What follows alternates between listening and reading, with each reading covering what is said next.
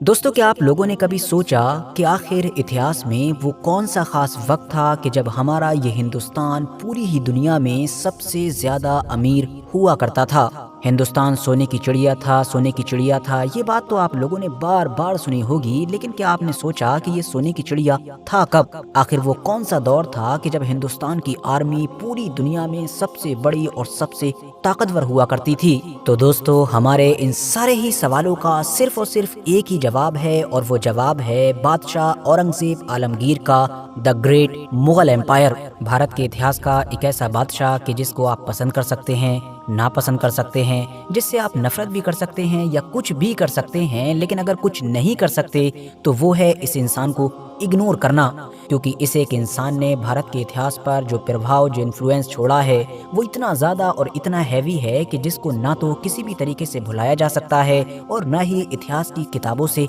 हटाया जा सकता है। पहले नज़र डालें थोड़ा पर्सनल लाइफ पर, तो औरंगजेब आलमगीर का जो असली नाम था वो मुहिउद्दीन मोहम्मद था, और इनका जन्म 1618 में आज के दौर के गुजरात में हुआ था। माँ बाप की बात करें तो वालिद वो थे कि जिन्होंने ताजमहल बनवाया था, और माँ वो थी कि जिनके लिए ताजमहल बनवाया गया था, मतलब कि शाहजहां और मुमताज महल। औरंगजेब आलमगीर ने 31 जुलाई 1658 को अपने फादर शाहजहां के बाद छठे मुगल बादशाह के तौर पर गद्दी संभाली, और फिर ये गद्दी 1707 मतलब अगले 50 साल तक सिर्फ औरंगजेब आलमगीर के पास ही रही। और इस तरह से पूरे ही इतिहास में किसी भी एक शासक के द्वारा हिंदुस्तान पर सबसे लंबे वक्त तक राज करने का रिकॉर्ड भी बादशाह औरंगजेब आलमगीर के खाते में गया, क्योंकि कोई भी शासक इतिहास में ना तो पहले ऐसा कर सका था और ना ही औरंगजेब आलमगीर के बाद में ऐसा हो सका। वैसे ये गद्दी हासिल करने की कहानी भी बड़ी ही अजीबो गरीब और खून से रंगी हुई है, क्योंकि औरंगजेब आलमगीर के अलावा इस गद्दी के शाहजहां के 3 और बेटे भी दावेदार थे, और ये चारों ही भाई आइडियोलॉजिकली मतलब के सोच विचार के मामले में एक दूसरे से बिल्कुल अपोजिट थे।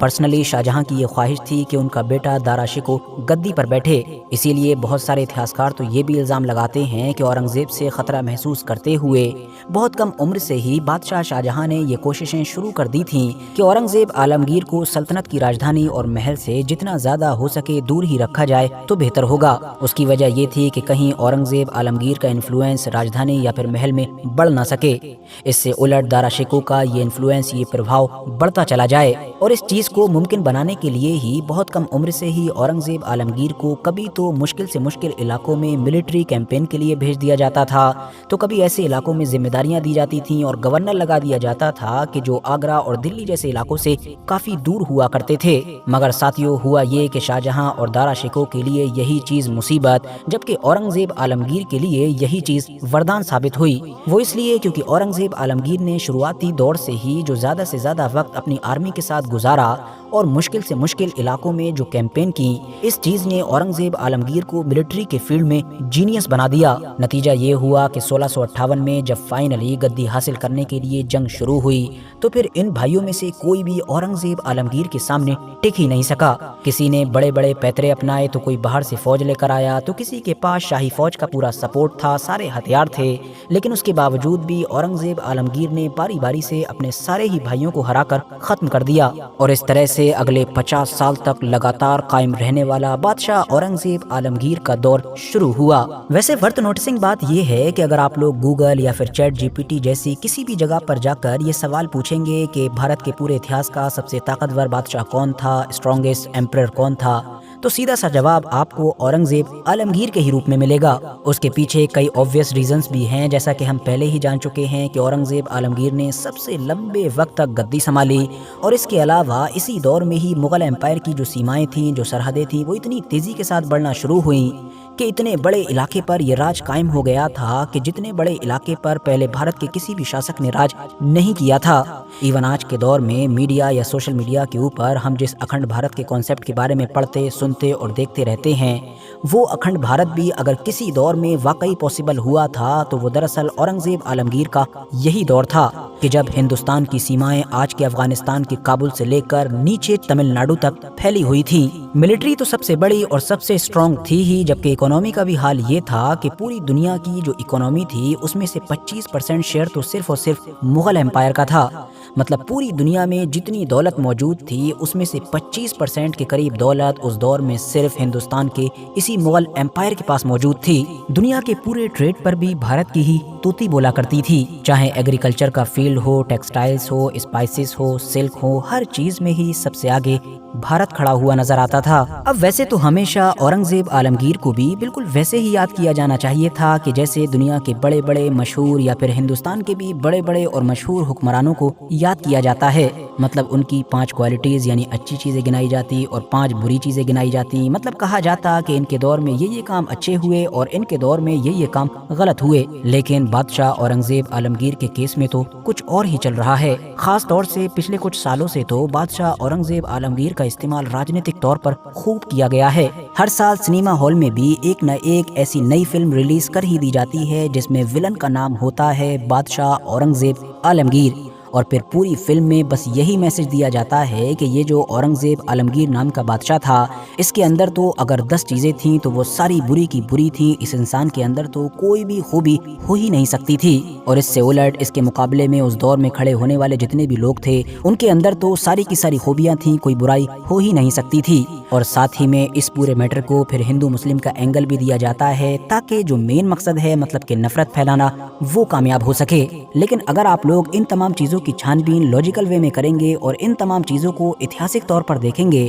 تو آپ کو پتہ چلے گا کہ ایسا تو کچھ تھا ہی نہیں کہ جو ہم کو بتایا جاتا ہے، بلکہ وہاں تو کچھ اور ہی چل رہا تھا، اور وہ جو سب کچھ تھا وہ اپنے ذاتی فائدے کے لیے، اپنی سلطنتوں اور اپنی ریاستوں کے لیے یا اپنے پولیٹیکل فائدے کے لیے تھا۔ مثال کے طور پر بادشاہ اورنگزیب عالمگیر کے اوپر اپنے دور میں بہت سارے مندروں کو توڑنے کا حکم دینے کا الزام لگایا جاتا ہے،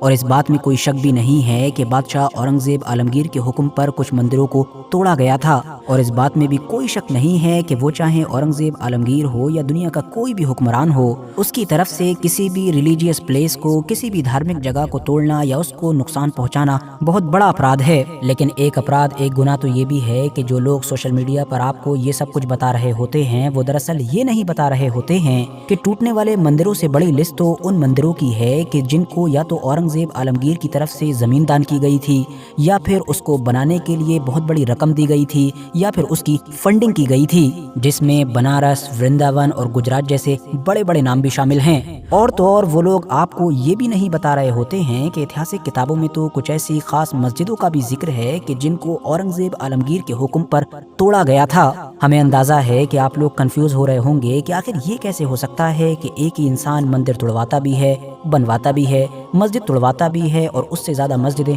بنواتا بھی ہے۔ تو دوستو اس ساری کنفیوژن کا ایک ہی جواب ہے اور وہ ہے پولیٹیکل موٹیو۔ دراصل ہم کو پتا ہونا چاہیے کہ اس دور میں آج کی طرح یہ جو مندر ہوا کرتے تھے یہ صرف پوجا کرنے کی جگہ ہی نہیں ہوا کرتے تھے، بلکہ یہ تو پاور سینٹر بھی ہوا کرتے تھے، مطلب ان کو پولیٹیکل وے میں بھی استعمال کر لیا جاتا تھا۔ اسی لیے جن جن علاقوں میں یا جن خاص مندروں کو اس دور میں نشانہ بنایا گیا تھا ان کے بارے میں اتہاسک کتابوں میں یہی ملتا ہے کہ وہاں سے یا تو اورنگزیب عالمگیر کے خلاف بغاوت اٹھی تھی یا پھر بغاوت کی تیاری کی گئی تھی، مطلب بغاوت اٹھنے والی تھی، یا پھر اورنگزیب عالمگیر کو ایسا کچھ ہونے کا ڈر تھا، یا پھر کبھی بادشاہ اورنگزیب عالمگیر کا کوئی بڑا دشمن وہاں پر جا کر چھپ گیا تھا۔ بالکل ایسا ہی معاملہ کچھ مساجد کے کیس میں بھی نظر آتا ہے، جیسا کہ اتہاسکاروں نے گولکونڈا کی جامع مسجد کا ذکر کیا ہے کہ وہاں کے جب اپنے دشمن حکمران سے بادشاہ اورنگزیب عالمگیر نے نپٹنے کا فیصلہ کیا، اور جو حکمران دراصل دھرم سے مسلم ہی تھا اور جس کے بارے میں بعد میں اورنگزیب عالمگیر کو یہ بھی خبر ملی کہ اس نے اپنا بہت سارا خزانہ زمین کے نیچے دفنا کر اس کے اوپر جامع مسجد کو تعمیر کر دیا ہے،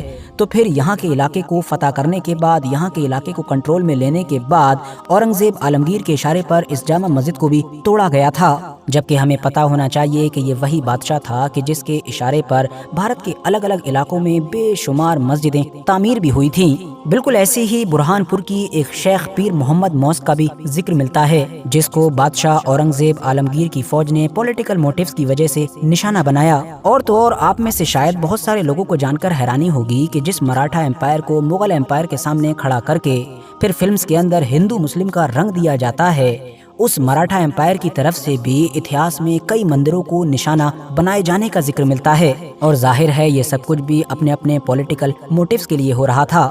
مثال کے طور پر 1740 سے لے کر 1750 کے بیچ مراٹھا امپائر کی طرف سے جو بنگال میں ریڈز کی گئی تھیں، ان ریڈز میں کچھ مندروں کو لوٹنے، ان کو نشانہ بنانے یا ان کو ڈسٹرائے کرنے کا ذکر ملتا ہے۔ بلکہ ابھی رکیے، اس سے بھی زیادہ حیران کر دینے والی بات آپ کو بتا دیتے ہیں کہ کسی دور میں جب مراٹھا امپائر حیدر علی اور ٹیپو سلطان کی جو میسور ریاست تھی اس پر ریڈز کر رہا تھا، مطلب اس کو فتح کرنے کی یا اس کو ہرانے کی کوشش کر رہا تھا، تو اس دور میں میسور ریاست کے بھی کئی مندروں کو مراٹھا امپائر کی فوجوں کے دوارا نشانہ بنایا گیا تھا۔ مطلب سوچئے کہ یہ کتنی عجیب بات ہے کہ دو مسلم حکمران مطلب کہ حیدر علی اور ٹیپو سلطان کو نیچا دکھانے یا ان کو ہرانے کے لیے ان کی ریاست کے مندروں کو نقصان پہنچایا جا رہا تھا۔ دوسری طرف یہ دو حکمران اپنی ریاست اور اپنی عزت کو بچائے رکھنے کے لیے ان مندروں کی حفاظت کر رہے تھے۔ ساتھیوں، بالکل اسی طرح سے ہی یہ بھی دعوے کیے جاتے ہیں کہ بادشاہ اورنگزیب عالمگیر کے دور میں بہت سارا بھید بھاؤ ہوتا تھا، مطلب پورے بھارت میں صرف ہندو مسلمان ہی چل رہا تھا، اس کے علاوہ تو مانو کچھ تھا ہی نہیں۔ جبکہ حقیقت تو یہ ہے کہ اس دور میں بادشاہ اورنگزیب عالمگیر کے محل میں یا باقی ایڈمنسٹریشن میں بھی جو بڑی بڑی پوزیشنز تھیں، جو بڑی بڑی گدیاں تھیں،